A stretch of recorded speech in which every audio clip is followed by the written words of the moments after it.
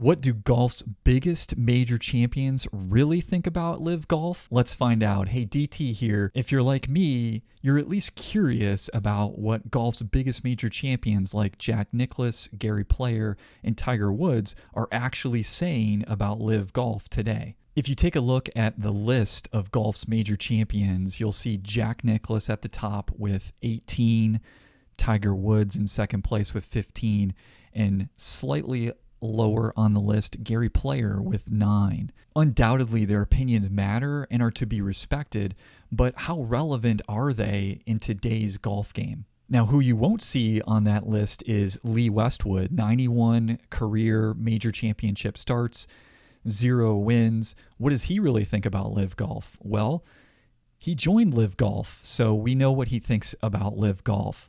Undoubtedly, the opinions of Jack Nicklaus, Gary Player, and Tiger Woods are important and to be respected, but how relevant are they in today's golf game? Especially considering Jack Nicklaus and Gary Player are in their 80s. It's also important to think about from what position each of these players and former players are coming from. When you think about Jack Nicklaus, he's in his 80s. He has a estimated net worth of over $400 million. What motivation does he have? Does he have a hidden agenda in talking about LIV Golf and or the PGA Tour? What does he have to gain from positioning himself or affiliating himself with one tour versus the other? Similarly with Gary Player, who currently is also in his 80s, an estimated net worth of around $250 million. What does he have to gain from affiliating or speaking about the PGA Tour versus LIV Golf? Arguably, the player with the biggest tie currently to the PGA Tour would be Tiger Woods. He's currently in his 40s. Forbes has just announced him as officially a billionaire, and he is active on the PGA Tour, albeit far less so than previous to his car accident, but he's still out there and playing tournaments. Some might even say that his TV or media contract rights with Discovery TV and the PGA Tour somehow create a conflict of interest or taint his opinions and perhaps provide him a hidden agenda in the comments that he makes about LIV Golf. If you think about Jack Nicklaus and Gary Player, the comments that they would make would be far more loose and open and probably true to their spirit. They have nothing to gain at this point in life as to whether or not they affiliate with the PGA Tour or LIV Golf or worry about harming someone's opinion of them. Their legacy has been built. On the other hand, Tiger Woods still has a lot of runway in front of him, a lot of runway to influence his legacy and the mark that he will leave on the game of golf. And so it could be argued, and reasonably so, that he has a bigger stake in his legacy as it relates to the PGA Tour, and he's going to come out with perhaps an agenda along those lines. Each golfer really has individual motivations, and that's going to drive what they do and what they say about LIV Golf and the PGA Tour. Hey, and if you like this kind of content, if you're curious about golf as a business as well as a sport like I am, hey, smash the like button for me and hit the subscribe button. It really signals to me that I should lean in further with this type of content and means a lot to me, so thanks. And hey, if you're impatient, timestamps in the description below so you can jump to the exact piece of content that you want to hear in this video. So let's hear from golf's biggest major champion winners on what they really think about LIV Golf. What do you think of that whole Saudi Arabia thing? Well, you know, it's I don't really have a problem with it from the standpoint of there's some guys it fits, guys that are near the end of their career, and guys that you know, I look at it sort of in a way that most of the South Africans and the Australians grew up and turned pro at a very early age. And because they didn't have programs in their country to develop them and have loyalty. And of course, not even further loyalty, they came to the United States. And so they didn't have what we had here, where we had junior programs, high school programs, college programs, amateur programs, the secondary tours and the major tour. There's a loyalty that's built up with a lot of our guys here. And they didn't have that, and I can see that. They have an opportunity to do something for their families that they're probably not going to be able to do on the regular tour. So, you know, I don't begrudge them at all for that. But you know, I think that the PGA Tour, the guys that grew up with it, the guys that have kept their loyalty to it, and kept been brought up by that, and they wouldn't be where they are if it wasn't because of what's happened with basically in the U.S. with golf and the programs that they had. I think they understand that, and so you know, I think the PGA Tour will probably just be stronger because of it. I think the U.S. programs will be stronger because of it. I don't know whether you know, how long LIV will stay around. I think it'll stay around for a while. I don't think there's any question it's not going anywhere. But I think the U.S. Tour is what they've said. They said they've actually accelerated what their growth program was, and I think we'd have gotten to where we were going. You know, anytime look what the tour's done the last 2 years. And if you think about it, you guys probably don't even realize it, but for the last 2 years with COVID, or 2.5 years, I suppose, it's almost 2.5 years now. The tour has made sure that every sponsor was whole, made sure that every charity was whole, and made sure that all the tournaments were whole. In other words, it's cost the tour probably $10 to $15 million a tournament for every tournament for the last 2.5 years. That's a lot the tours had. So I mean, I think that's probably some of their war chest that they wanted to keep for going forward, for a rainy day, you might say. And COVID was a rainy day, and in that way. That's the one thing that I do not enjoy, is to see people on both sides really being critical of the other. Golf is such a wonderful game, and we must never forget this. The heart of the game is the amateur, not the professional. But what saddens me is to see the fighting that's going on, and it's unnecessary. The PGA Tour will always have the best and strongest players in the world. This tour, which the Saudis, who, by the way, are our allies, we must never forget that. I hear a lot of detrimental things being said. But remember this, that the players that are playing there now, they need the money. And they've got families, and I don't blame them for playing there. And there are not a lot of them that can win on the regular tour anymore, so they're wisely taking the money. But remember, the PGA Tour is the strong tour. So there is a place in the sun for both tours. And I just hope they settle everything in an amicable way and we go from strength to strength. Because golf is a passport to the world. It's the only sport that I know that enable you, at my age, hypothetically at 86, to beat your age 3,000 times in a row and still compete. But Gary, some of those competitive players are starting to move. You're obviously a Masters champion. We've just had news in the past few hours that Patrick Reed has signed up to play in the LIV Golf Series. Do you think he'll be allowed to continue playing at Augusta National next year and in the future? You know, that's something that I really don't know. I don't know what the majors are going to do. And they will be stopped from playing in other PGA events around the world. But you can't have your cake and eat it. You've got to choose from one tour to another. If they so desire to play the LIV Tour, which is their choice and their freedom, and freedom is on the wane around the world today, so they still have the freedom to choose, and we should be grateful for that. But you can't have both tours. You can't do that. It's not going to be allowed, according to the rules, as far as I know. Now, we're in our infancy deciding what's going to happen, whether there will be lawsuits, I don't know. I'm not in a position to say that. But you can't have your cake and eat it.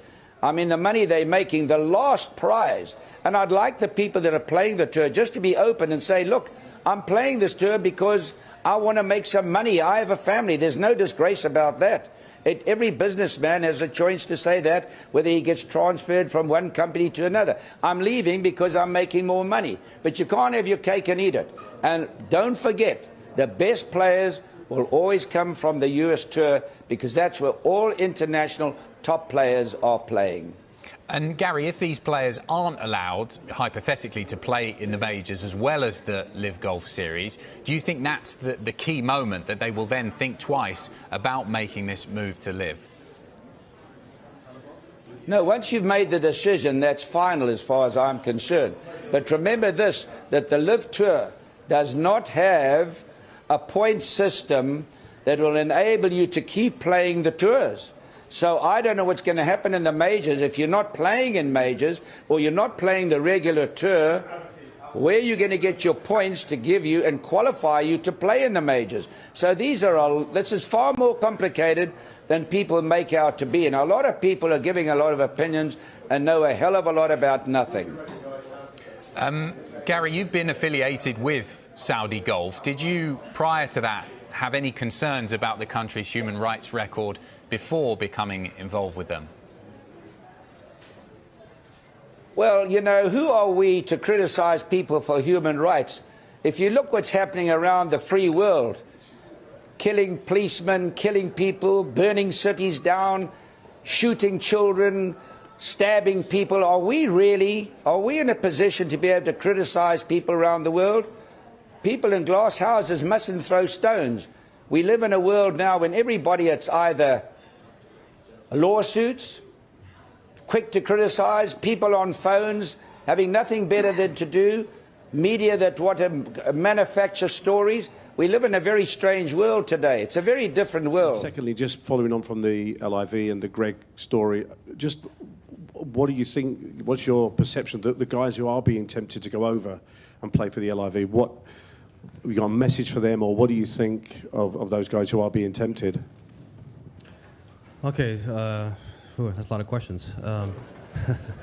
As far as the second part of your question about the players who have chosen to go to LIV and to play on to play there, I disagree with it. I think that what they've done is they've turned their back on what has allowed them to get to this position. Some players have never got a chance to even experience it. They've gone right from the amateur ranks right into that organization, and never really got a chance to play out here and what it feels like to play a tour schedule or to play in some big events. And who knows what's going to happen in the near future with world ranking points, the criteria for entering major championships. The governing body's going to have to figure that out, and some of these players may not ever get a chance to play major championships, and that is a possibility. We don't know that for sure yet. It's up to all the major championship bodies to make that determination, but that is a possibility. That some players will never ever get a chance to play in a major championship, never get a chance to experience this right here. Walk down the fairways at Augusta National. I mean, that to me, I just don't understand it. I understand what Jack and Arnold did, because playing professional golf at a tour level versus a club pro is different. And I understand that transition and that move and the recognition that a touring pro versus a club pro is. But what these players are doing for guaranteed money, what is the incentive to practice? What is the incentive to go out there and earn it in the dirt? You're just getting paid a lot of money up front and playing a few events and playing 54 holes. They're trying to, playing blaring music and have all these atmospheres that are different. I just don't see how, 54 holes, I can understand 54 holes is almost like a mandate when you get to the senior tours. The guys are a little bit older and a little more banged up. But, when you're at a young age and some of these kids, there really are kids, who have gone from amateur golf into that organization. 72-hole tests, are part of it. I mean, we used to have 36-hole playoffs for major championships. That's how it used to be. 18-hole U.S. Open playoffs.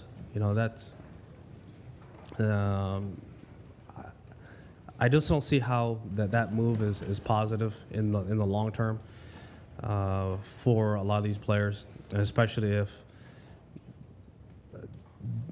the LIV organization doesn't get world ranking points and they don't, in the major championships, change their criteria for entering the events.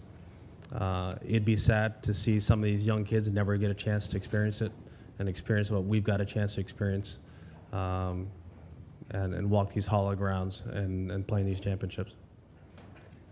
Okay, we only got time for maybe 2 more questions. We'll take one at the back right and then Doug here at the front. Tiger, you've said throughout this comeback that golf is not the hard part, it's walking. And obviously, Augusta's a super tough walk, and you struggled physically at Southern Hills. How are you finding your body responding to this walk compared to those two? It's still not easy. Granted, the inclines are not steep in any way, and the declines are not steep, but it's the unevenness, that is still, it's still difficult on me. I have a lot of hardware in my leg, so it is what it is. It's going to be difficult. Yes, the walk is certainly a lot easier than those 2 championships that I played in before this year. I'm able to walk a lot more holes, but also then again, I've gotten a lot stronger since then. It's been more time that I got a chance to work in the weight room and get stronger and get the endurance better in my leg. Playing Augusta, I didn't know. My leg was not in any condition to play 72 holes. It just ran out of gas, but now it's different. Now it's got a lot stronger, a lot better, and hopefully it'll continue to get that way. But again, as I said, having a lot of hardware in there makes it a little bit of a challenge. Okay, Doug. Tiger, understanding your physical state and, as you say, the very limited schedule going forward, what have you learned this year about the challenge of playing so little in terms of sharpness, in terms of tour golf, playing month off, playing again? What's been the biggest challenge? Well, the biggest challenge is I'm not I'm not playing tournament golf to get tournament ready for the majors. I'm not hitting shots in tournaments to know what works and what doesn't work. I've had to do that at home, and yes, I can do that. I can do that at home to a certain extent, but it certainly is a lot better when I'm able to play tournament golf to feel tournament hardened coming into these big events. But that's no longer my future.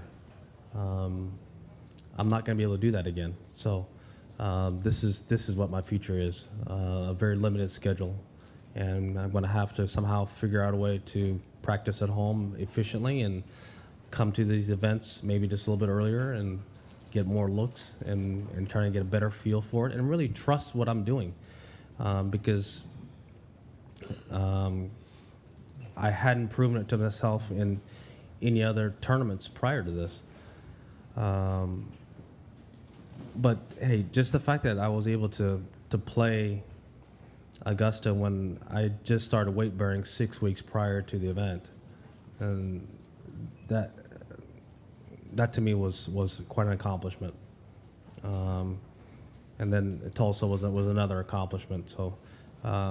This whole year has been something that I'm very proud of, that I'm able to have gotten to this point with my team to get here to where I've been able to play in these tournaments when it looked like I would never have this opportunity ever again. Okay, I'm sorry, we are going to have to make this the final question. Louina on the right, and we will have to wrap up there.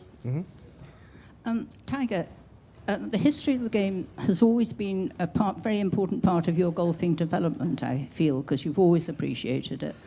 Do you think that young kids who are planning to be the next Tiger on the golf course take this into account, or are they just too much all about golf? In what way? I'm sorry, I'm not trying The to fact understand. that you love the history of the Yeah. game, and the modern kid probably couldn't tell you the first thing about who won what before Tiger. Well, I think it's different. I guess nowadays you can just look it up on your phone and you don't have to go to the library and try and figure out who won what. You can just look it up on your phone, and the world has changed dramatically. The history of the game is certainly something that I've taken to heart. I think it's a very important part of understanding the development of our game, where we've come from. Especially for me, for a person who's had to struggle at times for admittance into clubhouses or onto golf courses. So I understand it from a different historical side too, as well. But also, you have to appreciate everything about this game, how it's developed, and the people who have paved the way to allow us to play in these events, who created the energy behind it. I mean, the first time golf was ever on TV was Arnold Palmer making a birdie finish to win. What he did for our sport, TV-wise, was incredible. And then I came along right when the internet hit, and so that took it to another level. You know, these kids are dealing with so much information at a younger age, and I hope they do appreciate it, and I do hope they do understand it.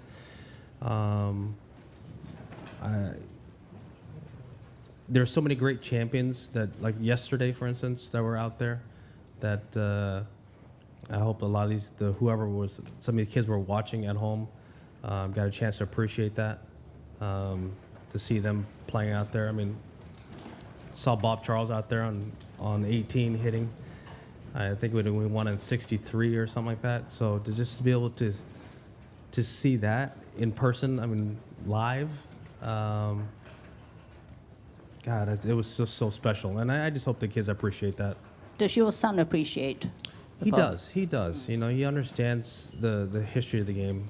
Because I make it important to understand where this game has come from, and also, you know, his heritage, where he's come from. You know, he's come from a very mixed background, and so just understanding, you know, where you come from, understanding this game, how hard I had to work to get to where I was at. I had to earn it every step of the way. Nothing's ever given to you. You got to go out there and earn it, and I earned it through the dirt, and I'm very proud of that.